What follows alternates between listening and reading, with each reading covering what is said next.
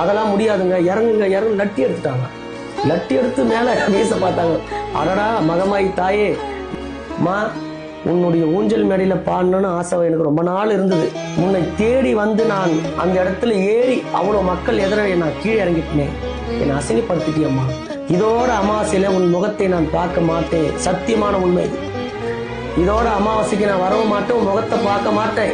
இன்னும் அப்படி கண்ணீர் அழறேன். என் தம்பி என்னை புஷ்டார், அழாதீங்க ஏன் அழறீங்க. நான் ஏறி நான் கேவலப்பட்டு இறங்குற மாதிரி அந்த படியில் இறங்குறேனே. அந்த ஊஞ்சல் மண்டபத்துக்கு பக்கத்துல உட்கார்ந்து இருக்கிறார் ஒரு தம்பி. அவர் பார்த்துட்டு, ஜெயக்குமார் அண்ணா வாங்க வாங்க, ஏன் அந்த பக்கம் போனீங்க?